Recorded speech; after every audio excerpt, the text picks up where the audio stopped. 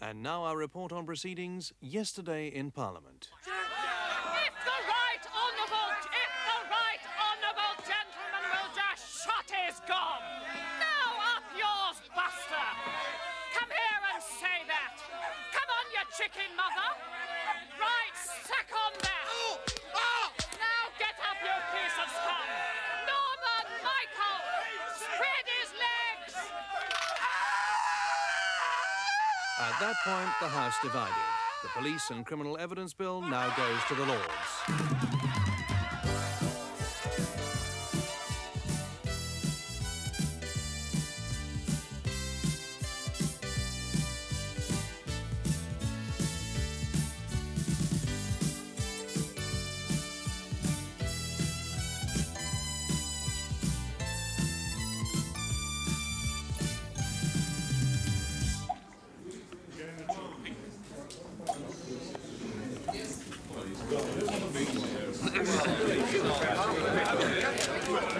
Well, now, gentlemen, as you may or may not know, we are the Shadow Cabinet. Labour Party do. Yes, thank you, Roy. The Labour Party Shadow Cabinet. Oh, Rick? Yes. Nobody told me. I'm most awfully sorry. I shouldn't be here. I was under the impression it was one of those male stripped-up places. Excuse me.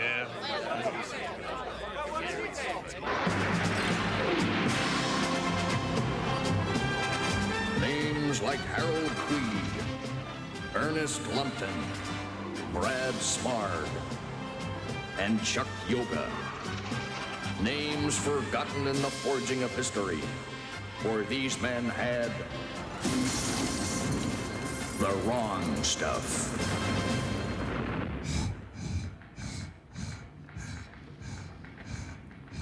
Oh, Newman, I'm a little worried about the accuracy of the alcoholimeter. Well, Gov, there has been the odd lapse, but we've got this new foolproof version now. How's it work? The driver blows in here, and you press this button here. Ah, I'm glad we've got that sorted out. Right, Gov.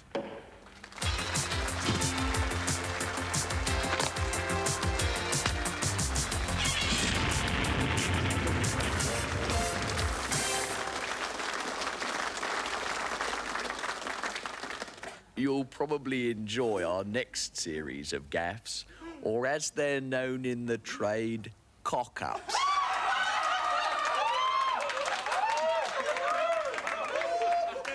Yes, you like it when I say cock-ups, don't you? Cock-ups. So, yes, so take a look at this. And remember, keep an eye out for the 589 egg omelette. And joining me on Pro Celebrity, Your Life in Their Hands this week are Sir Crookshank Veterinary, remarkable name, consultant ophthalmic neurologist specialising in laser microsurgery at Edinburgh Royal Hospital, and his celebrity partner, the popular international singing star, Barry Manilow. Hi there. Now then, tell me, Barry, with all your commitments, I mean, do you get much time for performing major operations? Well, obviously, Beer, not as much as I'd like to. Unfortunately, I'm basically a Sunday operator. Well, get the trusty old laser warmed up and off you go. Okie dokie. Whoa! Wow, did you believe that? The omelet fell down. Yes, yes. If you're like me, the sort of bloke who rants on about Dolly Parton's boobs, take a look at this next crop and don't take your eyes off the exploding salmon. I think I'm going to be sick.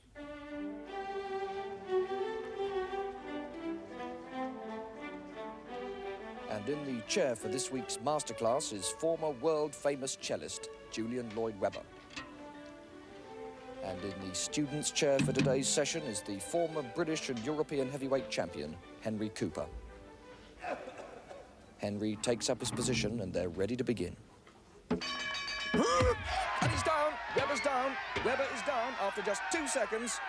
And he gets back into his chair. Oh, he's taking another pounding from Cooper, and there's a bad cut over his left eye. It's nearly closed, and this could be trouble. It's never been an easy piece to play the Paganini, especially with blood popping over the score. Look at that. What is going on? What is going on? Oh, and he's in midair. Well, this is history. And Cooper, relaxed, of course, ready to start. And my goodness, Cooper, he really is unstoppable tonight. Look at him. Tears rolling down his eyes. This is history for me. Dennis? Have you seen my aftershave? No, dear. No. Oh, it's ironing day at the White House. I just can't seem to get these creases out. Hold still, honey. Just one more. La, la, la, oh. Hello? Oh, Anne, darling. Yes, we'll do, Anne. Jolly good. Bye, darling.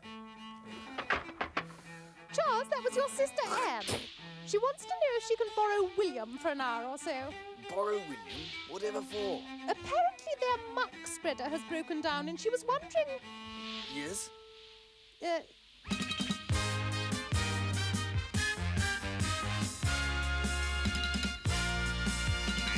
Welcome back to Sporting Image on the eve of the quadrennial event that never fails to capture the hearts and minds of millions, not only in the United Kingdom, but also in Britain. I am, of course, talking about that vital event, the Olympic Games, the international festival, where it's not so much the taking part as the winning that counts, where the great nations compete to go faster, longer, higher, and indeed deeper. Here's a special report by Desmond Lynham. No, it's not. It's you It is, in fact, a special report by me. Well, the Russians started it, and now the vital question remaining is those few places at the legendary Olympic Games. Some of the black African countries have been training for up to 6 hours a day for their vital withdrawal announcements. That is it. We are walking out. 2.3 seconds, and that is fast. Well, you'll have to do a lot better than that to beat the Nigerians. Meanwhile, others are determined to break world records in another field, that of international ransom demands. The Libyans are the current champions with the highest figures so far. Well, obviously, you only get a chance like this once every 4 years, David. And we're determined to make the most of it. What a remarkable man he is. A remarkable black hood he's wearing. Maybe some sort of Guinness, I don't know. Lastly, back here in Britain, Olympic hopes are pinned on the competition to sink to the lowest depths to bring back a gold medal. And, of course, Britain is well ahead with Zola Budd. Obviously. She's a great credit to this country of ours. Mrs. Thatcher, why is it you have, certainly to my experience, and in the past and in the present, and whenever you seem to have been dealing with the gentleman, why is it you have had so much difficulty when negotiating with Mr. Mitron?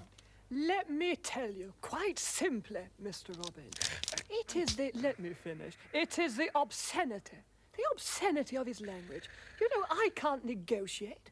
Negotiate with someone who spends his whole time talking about other people's posteriors. Posteriors? Ah, yes, what the man in the street would call bottoms. Mr. Mitron, what do you say to all these accusations? Well, of course, it is completely untrue, but, I suppose I will still have to deny it. I see what you mean. I'm afraid what I'm going to have to do is bleep you, Mr. Mitron. Oh, I was told British television was biased, but, this is outrageous. Mrs. Thatcher has a very hard, but, basically reasonable case. Obviously, the resistance in the community has put the wind up her, but, I didn't expect her to sing this low. Thank you, Mr. Mitron. I cannot understand, but, what we're going to have to do is go back on it all again, well, I'm afraid. We can't have that kind of thing. The Grim Reaper. It's a lot less bother than a hover. My God, look! That English businessman has just slipped and fallen out of the window. Yes, I know. He left his teeth in my arm. Fallen out of the window. And now here is Rubber News, read by Corbel and Dean. Good evening. The woman who founded the Reader's Digest has died at her home in London in a last-ditch attempt to cancel her subscription. The funeral was attended by 40,000 winners of the Lucky Mourners draw. Romance? Arctic explorer David Hempelman Adams got married on Thursday. Unfortunately, on his wedding night, he found a Norwegian had got there first. And the independent bingo experts called in by the Sun to advise on why such a fiasco occurred on last week's Lucky Numbers contest conclude that the error was entirely due to Arthur Scargill. The police and Home Secretary Leon Britton has revealed that the intoximeter can be affected by Chinese meals. Apparently they make it fart. Music. And Status Quo have had to cancel their tour after one of the band fell ill. They felt he left a big hole in the group musically. He was the one who could play E. Satire? And Mrs. Thatcher has criticised the Ayatollah Khomeini for indiscriminately sinking foreign ships. She said that was her job. Travel. And television personality Janet Street Porter has been taken to a Greek hospital after mistaking a waste disposal unit for a bidet. She said she was uninjured, but she'd had a very close shave. And finally, large numbers of Libyan hit squads have been sent out to assassinate enemies of Colonel Gaddafi. We on this programme certainly wish them and the good Colonel all the very best. Mr. Arthur Scargill. In last week's programme, regrettably, the following sequence occurred. Doesn't Arthur Scargill look like Adolf Hitler? In the interests of political balance, we now feel obliged to give the same treatment to the Prime Minister, Mrs. Thatcher. Doesn't Arthur Scargill look like Adolf Hitler? Now, let me see. If I amend this section here and continue with my strategy and run through points 1 to 74, what we have here is... could be a hippo. Okay, Ronnie. I'm finally ready. Honey, either I've been hitting the paracetamol too hard or you've got 2 pairs of lady bumps. Oh, no. That's my latest facelift, hun. Those are my knees. You silly boy. More here. The president's brain is missing is back. The story so far, when presidential aide at Nice removed the president's brain in order to fake an assassination attempt, the brain escaped and seduced a 16-year-old tortoise. The son of the president's brain is now living in the head of Russian Premier Konstantin Chernenko. I don't give a good goddamn what you say, comrade. Huh? The trouble with Mother Russia is the whole goddamn country is infiltrated by communists. It's worse than the British Secret Service. Huh? Meanwhile, in Washington, D.C. Ed? What? Don't worry about the brain, Ed. Oh. I feel so much better without it. Also...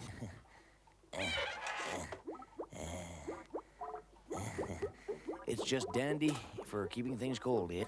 Listen, Mr. President, we're winding up to another election. I'm telling you, the American people are not going to accept a president that ain't got no brain. What about Gerald Ford? Okay, fine. Suit yourself. Shit. Cheers, Ed. Meanwhile, in Moscow... Listen, free boys, screw the arms race. Who's winning the burger race? How many fast food joints have we got over here? None. That's... Oh, the Corbett, my brain. Oh, niet. My God, Grigor, that was horrible. Real scary.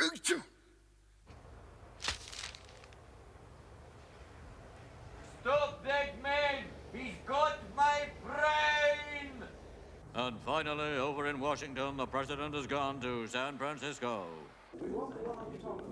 Mr. President, I beseech you. Don't panic, Ed. I'm just catching the gay vote. Gentlemen, Eddie and I, Ed, have come here today to talk about men's bottoms. We all know what they are, we all know where they are, and we all love them. Mr. President, please.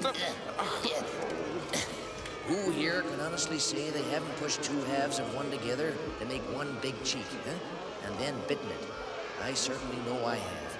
Mr. President, please, this is the steel workers meeting. Gay rights is tomorrow. What?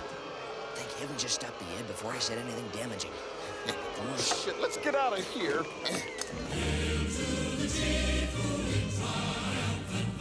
The president's brain is missing.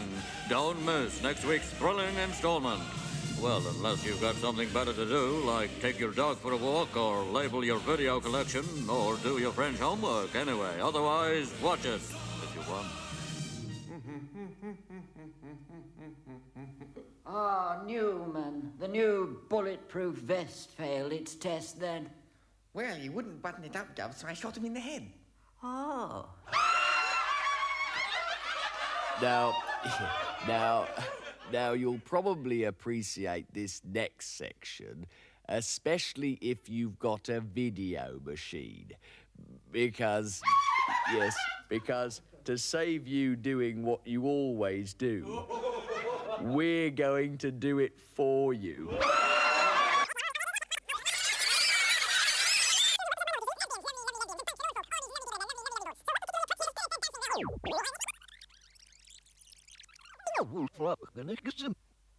Mr. Kinnock, after 1 year as leader of the Labour Party, I put it to you, how do you think you and the party have fared? I think black people are lovely. You like the black people, then? Lovely. They're all lovely and black, and the brown ones and the young ones, splendid. You feel you represent minorities, do you? Lesbians, lovely, lovely lesbians, and punks and old folk, all these lovely people and their lovely, lovely, lovely votes. So what particularly attracts you their to... spirit, their dancing, their hope, always music, always singing, always voting. So people might say, Mr. Kinnock... Babies, lovely babies, black ones, yellow ones, red ones, Scottish ones. What sort of babies do you like most? Oh, ones with parents over 18, old babies, ex-babies, babies over 18. I just love people. People with the franchise. I love all people, except policemen. They're bad, apart from the black one in the advert. He's nice. What do you say, Mr. Kinnock, to people who accuse you of blatant electioneering? Vote for me!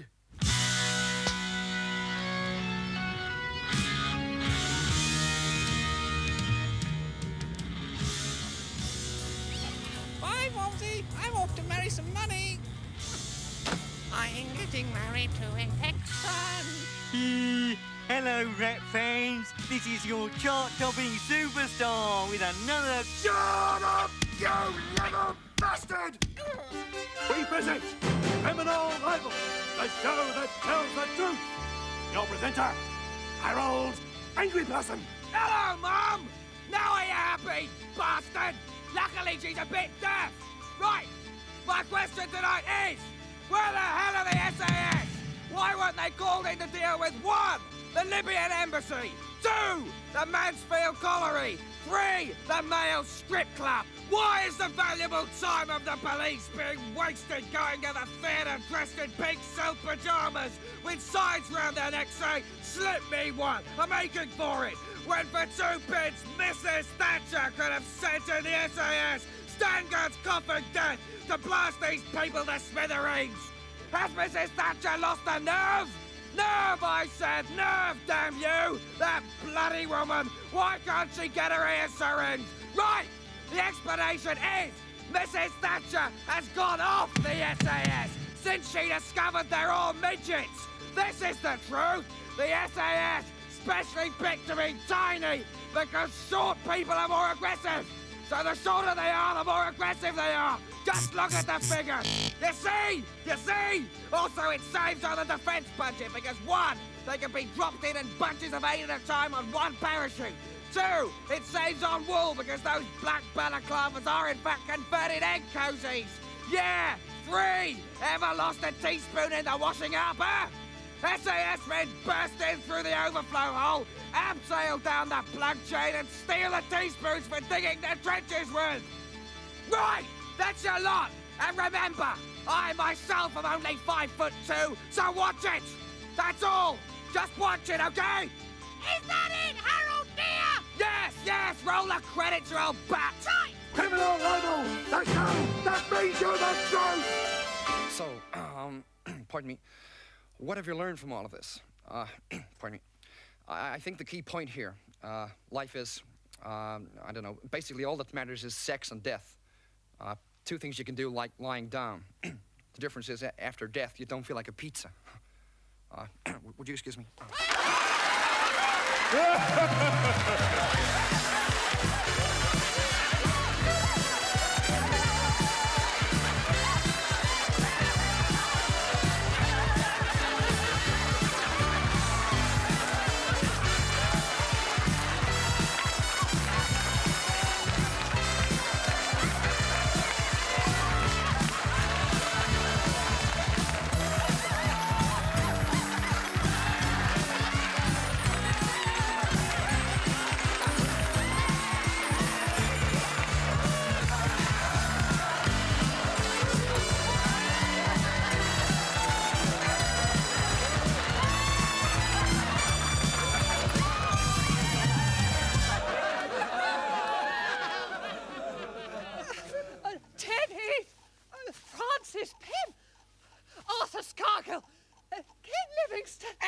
Maggie, I love it when you talk dirty. Tonight, we were going to devote the whole of the South Bank show to a very long question by me. But unfortunately, we couldn't find anyone clever enough to answer it. So instead, we decided to do a film in which Sir John Gielgud remembers. We've called the film Sir John Gielgud Remembers.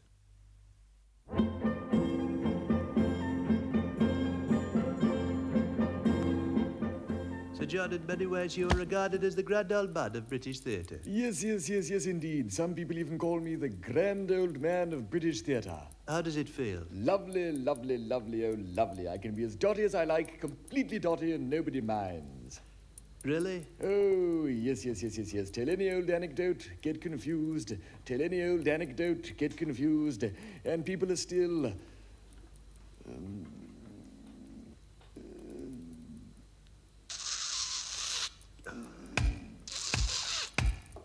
riveted. Well, here we are on the stage of the Aldwych Theatre. What memories does this evoke? Sir John? Hello? Sir John? Oh, yeah, there you are. Aha, well, many wonderful memories. What of? Oh, things that have happened. What things? Oh, I don't know. Things that have happened in the past? Memories? Yes, what memories? What memories indeed? Oh, yes, I remember. No, I don't.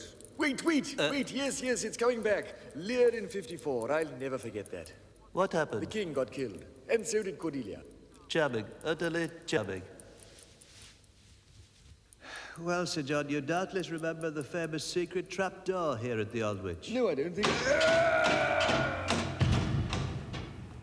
Well, Sir John, you're now in the sub-basement of the Shaftesbury Avenue Wimpy Bar. It must hold many wonderful memories for you.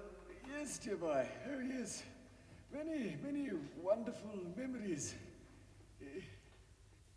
Well, what a charming, intelligent and truly gracious old coot. And it hardly remains for me to say that his latest film is scandalous.